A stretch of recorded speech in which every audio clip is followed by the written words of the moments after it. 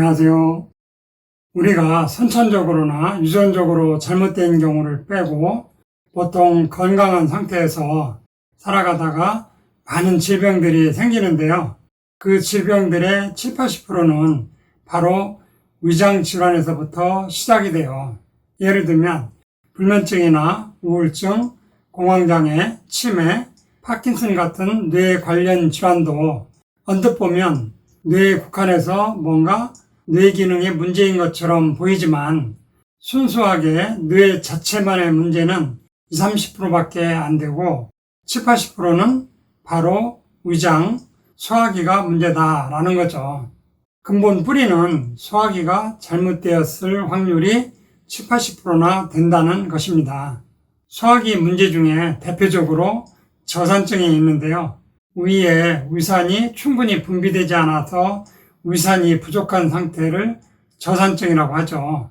원래 위는 위산이 충분히 분비되어서 위 속은 강산성을 유지하도록 설계되어 있어요. 강산성으로 설계된 이유를 보면요.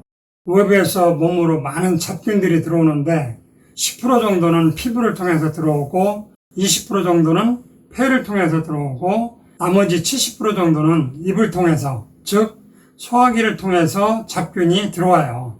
그렇기 때문에 소화기를 통해서 들어오는 잡균을 살균해야 하기 때문에 위는 위산에 의해서 강산성을 유지해야 하는 것은 건강을 위해 아주 중요한 조건이 된다는 거죠.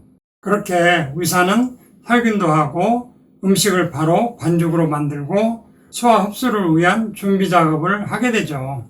그런데 위산 분비 억제하는 위장약을 오래 먹거나 여러 가지 원인으로 위산이 충분히 분비되지 않으면 음식물이 살균되지 않아서 발효되거나 부패되거나 하고 음식물이 반죽이 되지 않아서 위에서 장으로 내려가는 위 배출이 지연되면서 거꾸로 역류성 식도염이 생기기도 하고 제대로 분해되지 않은 음식물이 장으로 내려가면 장내 유해균이 이걸 먹고 가스나 독소를 발생시키고 이 독소들로 장루수 증상이 생기게 돼요.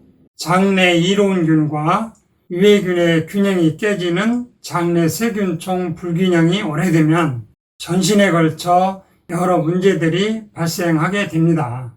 장루수 증후군으로 이물질들이 흡수되면 혈액이 탁해지고 면역 반응이 예민해지면서 여러 질환들이 생기게 됩니다. 비염, 축농증 같은 알러지 질환이나 갑상선 기능 항진증 저하증, 류마티스, 크론병 같은 자가 면역 질환, 지방간, 간염 같은 간질환, 고혈압, 당뇨, 고지혈, 동맥경화 같은 대사성 질환, 두통, 관절통, 섬유 근육통 같은 만성 통증 질환, 아토피, 건선, 여드름 같은 피부 질환, 방광염, 전리선염, 요도염 같은 비뇨기 질환, 자궁 근종, 내막증, 생리통 같은 여성 질환, 이 외에도 여러 고질병으로 알고 있는 많은 만성 질병들의 7, 80%는 바로 소화기와 연결된 경우가 많다는 것이죠.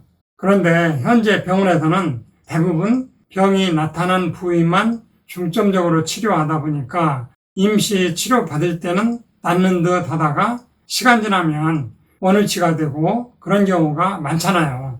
근본적인 원인이 되는 위와 장을 치료하지 않기 때문에 만성적으로 시달리게 되죠. 그래서 병원을 다녀도 잠시 좋아지다가 자주 재발하는 만성질환이 있다면 위와 장 소화기를 한번 잘 점검해 볼 필요가 있어요. 또 소화기 건강은 어떤 음식을 먹느냐에 따라 좌우되는 경우가 많기 때문에 먹는 음식도 점검해 보셔야 합니다. 밀가루, 술, 튀긴 음식, 볶거나 굽는 요리 피하고 데치고, 삶고, 찌고, 샤브샤브 요리를 권장합니다. 오늘 내용은 여기서 마치겠습니다. 감사합니다.